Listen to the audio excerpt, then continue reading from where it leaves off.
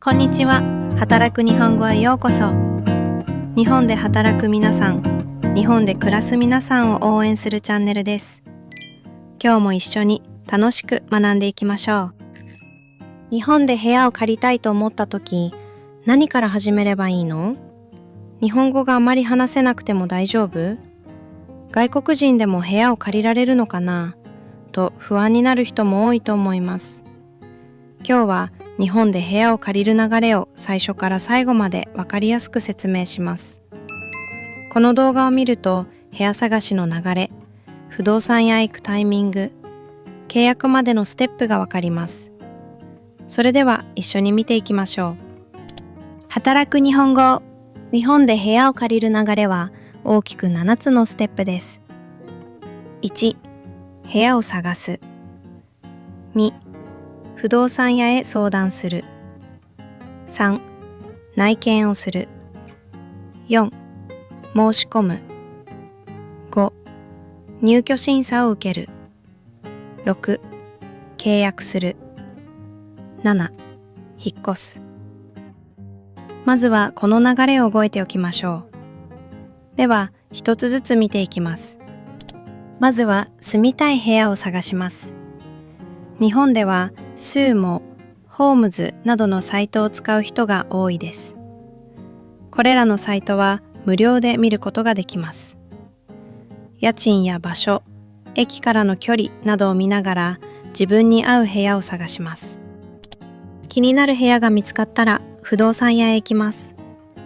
部屋を紹介したり、契約の手続きをしたりする会社やお店を不動産屋と言います。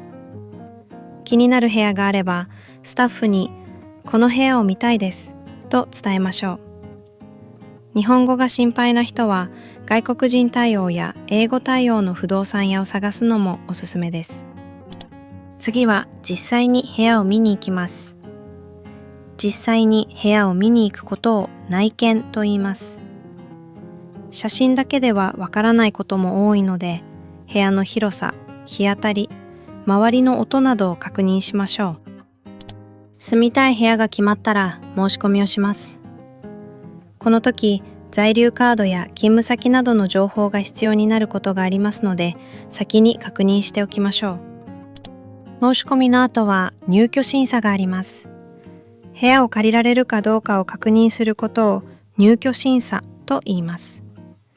もちろん国籍にかかわらず手続きが可能です。在留資格や仕事などを確認して審査が行われます。審査に通ったら契約をします。契約書の説明を聞いて初期費用を支払います。部屋を借りるときに最初に支払うお金を初期費用と言います。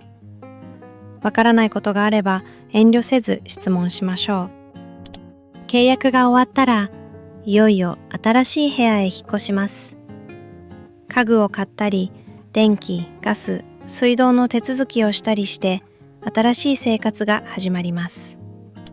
日本で部屋を探すときは家賃や駅からの距離だけでなく建物の安全性も確認しましょう。日本は地震が多い国なので建物の構造や築年数を確認すると安心です。